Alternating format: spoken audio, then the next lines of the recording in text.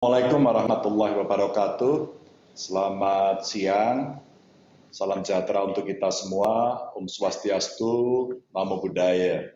Mohon maaf saya sedikit terlambat, tapi pas tadi saya duduk, saya ikuti betul penjelasan dari Bu Ika tentang VTM, dan tentu saja antara rasa bangga, terharu.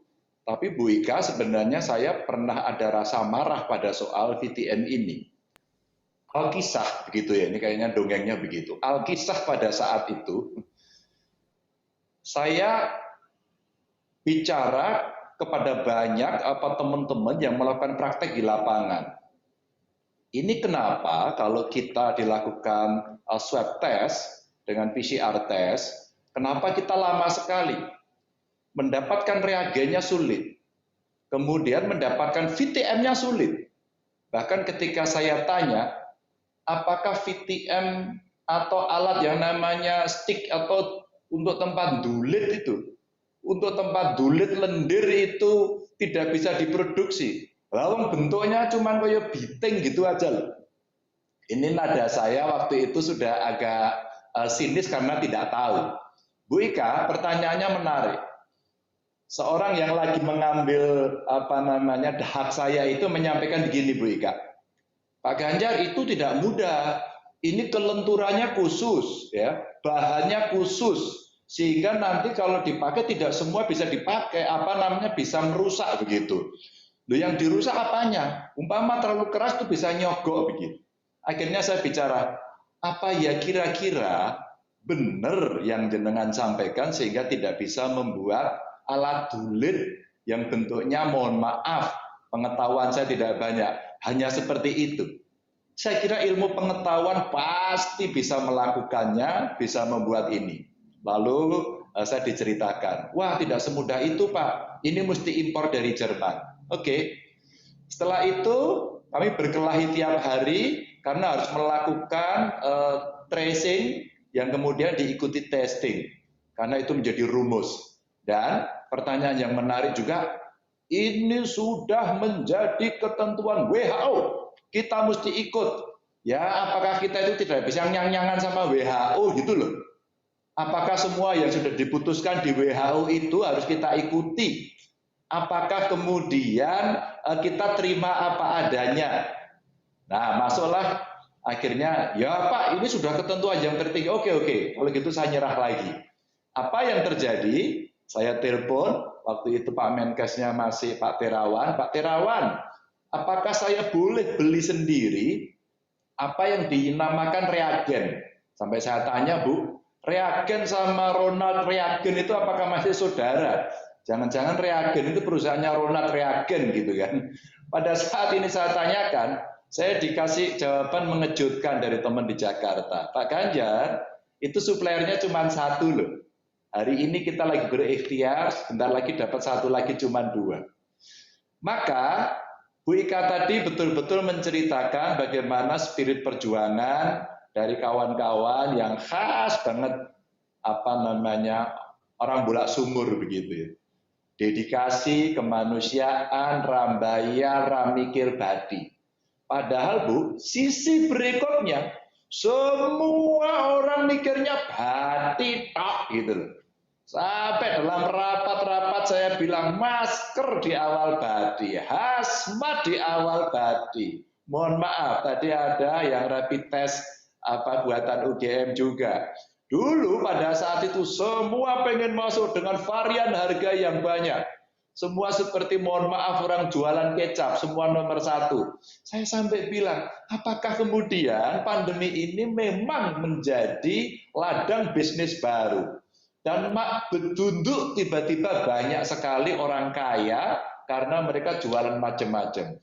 Dan kemudian ada kelompok-kelompok baru yang sekarang menjadi epidemiolog dadaan, yang kemudian menjadi farmakolog dadaan, yang kemudian semua berbicara dan seolah-olah bisa membereskan persoalan ini. Maka saya ingin menyampaikan terima kasih pada UGM hadir hari ini. Saya lihat wajahnya Pak Paripurna. Beliau itu memang kalau menyelesaikan mesti sesuai namanya, lengkap paripurna begitu ya. Jadi beres begitu. Terus kemudian selain Mbak Ika tadi, Bu Sofia terima kasih juga hadir, Mbak Mei ya. Terus kemudian Pak Andika terima kasih, produknya juga saya lihat. Saya sudah piknik, saya sudah dolan ke Gajah Mada, apa namanya, Teknopark. Wah, yang ternyata pada saat saya lihat Jinos, produksi Pak Kuat yang memang betul-betul kuat lahir batin itu ternyata produknya banyaknya minta ampun. Terus saya mikir gitu, lah produk banyaknya kayak gini masa tidak bisa kita selesaikan? Masa tidak bisa kita hilirisasi? Ya, maka kalau kita lihat ada teman-teman Kagama, teman-teman UGM, ya ada Mas Kumo, Mas Untung ya, terus kemudian ada teman-teman yang sering mendukung. Ayo, ini momentum. Justru pandemi ini menjadi titik balik kita. Sekali lagi, menjadi titik balik kita untuk melompat. Negara jangan takut untuk bernegosiasi secara internasional. Ketika Pak Jokowi kemudian masuk satu tahap lagi, setelah alat satu persatu mulai dibereskan, ya, terus kemudian satu lagi nanti ada vaksin ya, ada vaksin yang mesti kita bereskan, maka pada saat itu ada ikhtiar kita dalam pergaulan internasional. Banyak tim dikirim ke Tiongkok, tim dikirim ke Eropa, ke Timur Tengah, ke Amerika, hanya ingin mendapatkan peralatan untuk melindungi rakyatnya.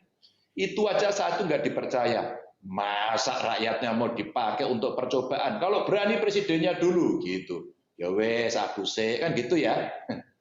Teman kita yang jadi presiden itu kan kalau jawab gitu. Ya aku sih rapopo, kira-kira gitu. Terus kemudian ngomong lagi, tapi jangan bayar. Masa suruh bayar, rakyatnya suruh bayar? Ya wes, gratis bro, kira-kira gitu.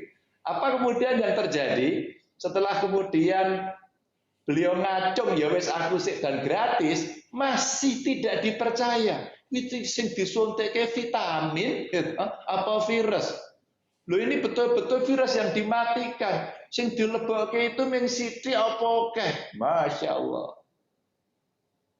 Apa yang mau saya ceritakan pada Bapak Ibu? Pandemi ini bukan hanya persoalan kesehatan. Aksesnya luar biasa, sosial, ekonomi, seluruh ilmu pengetahuan sekarang juga sedang ditantang. Relasi manusia sekarang diuji betul. Seluruh kepemimpinan diuji hari ini dengan sangat dahsyat. Dan ada problem ideologis kemudian numpang di sana. Saya katakan ini. Maka pada saat saya datang melihat jinosnya kawan-kawan dari UGM ini luar biasa, langsung saya gaspol. Paginya setelah saya ngobrol sama Pak Kuat, dengan Pak Farid, saya datang ke Gama Teknopark, paginya rapat dengan Presiden, omongan saya sedikit ngegas. Pak Presiden, kita sudah punya ini. Wah, Pak Kuat langsung hadir ini. Saya nyebut Pak Kuat langsung tuing hadir ini Pak Kuat. Saya terus Pak Kuat. Saya sampaikan, Bapak, kita punya alat yang luar biasa. Mungkin ini tidak akan menggantikan PCR. Oke deh. Mungkin tidak akan itu. Tapi kalau kemudian setelah tracing kita lakukan, testing kita tingkatkan, menurut saya ini alat yang oke banget. Untuk tahap pertama rencana produksi saja, dari sisi harga, itu sudah sangat murah. Sangat murah. Kalau mau kita buat sebuah proyek yang sifatnya besar dan nasional, yang diproteksi oleh pemerintah, apa yang akan terjadi? Temuan ini akan menjadi revolusi besar, istilah saya, untuk merespon pandemi ini. Maka rapat berikutnya dengan Menko Marinvest. Langsung saya gaspol. Saya lihat lagi wajah-wajah respon para pengambil keputusan Jakarta ini. Hampir semuanya wajahnya merespon dengan beduduk, kelihatan ekspresi mendukung, dan dijawab dengan narasi positif. Dan alhamdulillah kemarin mulai muncul, Mas Budi Karya menggunakan itu, diterapkan itu, dan Bapak Ibu tahu nggak? Sekarang saya menjadi salesnya Jinos. Mas Ganjar belinya di mana? Saya kira-kira bisa pesan berapa? Dan seterusnya, dan seterusnya, dan seterusnya. Maka saya berharap betul sebentar lagi Pak Andika VTM-nya segera, ventilatornya segera dilempar. Karena dengan itu dilakukan maka akan bisa jalan. Saya hanya sampaikan gini, ini cerita lain soal nasionalisme dan merah putih kita terhadap karya anak bangsa. Maka kalau sudah seperti ini, mesti ada yang berani. Maka saya sampaikan, begitu ventilator jadi, saya punya rumah sakit, beli semuanya. Bukan karena ini produk saya di mana saya sekolah dulu begitu ya, tapi ini produk yang memang dari anak bangsa untuk kita tidak bergantung. Ketika kemudian Prof. Kuat ingin memproduksi dan ingin meneliti mungkin apa genus nomor 2, genus nomor 3 atau genus G2, G3, G4 dan seterusnya, barangkali nantinya ini akan menjadi sesuatu yang luar biasa. Tinggal hakinya diprotek dan seterusnya. Karena sebentar lagi sudah saya ramal, nanti akan ada testimoni-testimoni yang mengatakan ini tibanya ngawur, nanti ada sebentar lagi. Ini tibanya nyontoh, lihat aja nanti sebentar lagi. Dan lama-lamanya akan dibunuh, tidak akan bisa beredar. Maka sebelum itu terjadi, negara harus menggunakan dan negara ngomong dulu untuk bisa meyakinkan ini. Jadi kita mesti balapan dalam strategi itu. Bapak Ibu teman-teman, kebanggaan ini menurut saya tidak hanya sekedar menjadi obrolan yang nanti mendapatkan tepuk tangan yang meriah, tapi ini harus menjadi public policy untuk menyelamatkan bangsa, negara, dan kemanusiaan. Dan itu mesti didukung dengan seluruh kekuatan yang ada. Dan kalau kita melihat etalase kepemimpinan hari ini, rasa-rasanya sekarang gambarnya Gajah Mada. Ini gambarnya Gajah Mada. Artinya ada dua skenario yang kemudian bisa kita lihat. Apakah negara ini akan gagal? Kalau negara ini gagal, nanti stempel besar juga akan UGM yang kena. Tapi ketika ini berhasil, di situ juga lah sebuah karya untuk menyelesaikan persoalan bangsa muncul. Jadi kalau hari ini ada berita-berita terakhir yang beredar, 10 universitas terbaik nomor 1 UGM, buat saya makin hari makin terdengar sangat biasa saja. Sangat biasa itu bukan menunjukkan tidak lagi kita bangga, kita hanya bisa mengatakan sudah selayaknya. Dan itulah kemudian kebanggaan banyak orang. Sampai kemarin saya harus diajak bicara sama adik-adik UGM dari Sumatera Utara, hanya ingin menjelaskan kenapa Pak Ganjar, kami anak-anak dari Sumatera Utara harus sekolah ke UGM. Jawaban pertama saya, insya Allah kalau kamu sekolah di UGM akan dapat jodoh. Saya bilangnya begitu. Kalau dapat ilmu nggak usah diomong, jadi sarjana dan wong pinter rasa diomong, karena universitas jaminan. Tapi kalau dapat jodoh itu belum tentu. Kadang-kadang nasibmu memang jomblo agak akut, jadi mesti kamu berikhtiar. Kadang-kadang kalau kamu tahu sejarah orang tuamu kuliah di UGM zaman dulu, itu ngelamar itu pakai kartu mahasiswa. Nah sekarang nggak bisa lagi pakai kartu mahasiswa. Kartu mahasiswa plus pinter, plus bisa aplikasi, seperti yang hari ini ditemukan semuanya oleh Bapak Ibu yang sangat membanggakan. Maka kampanye terus dilakukan, komunikasi dilakukan, yang ilmu sosial juga terus saja kita mesti melakukan tindakan-tindakan karena rasa-rasanya kok pandemi masih berjalan cukup lama. Rasa-rasanya juga kita harus ada tendangan-tendangan yang luar biasa. Sambil kita mendengarkan, saya mendengarkan Bu Ika paparan, ada informasi, Pak Ganjar, Dirut Bio Farma pengen bicara sama Pak Ganjar gitu. Langsung sejuk, gitu. Itu pasti beritanya baik tentang vaksin, kira-kira begitu. Nah, mohon maaf Bapak Ibu karena saya sudah divaksin 2 kali, rasa-rasanya juga saya harus mesti kampanye lagi. Sopo nek sing ra percaya, iki donya nek wis kaya ngene jek ora percaya gitu.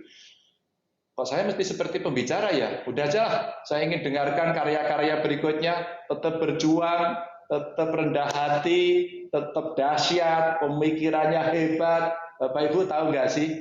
Bapak Ibu ini diapresiasi oleh sekian juta, puluh juta, ratusan juta masyarakat. Mungkin Bapak Ibu aja yang selalu gayanya desa. Tapi pesan-pesan ini harus saya sampaikan karena mereka itu, Mas Ganjar keren banget. Barusan dari UI juga menyampaikan dan ternyata mengikuti acara ini. Bapak Ibu, selamat panjenengan panjen ngeten. Assalamualaikum warahmatullahi wabarakatuh.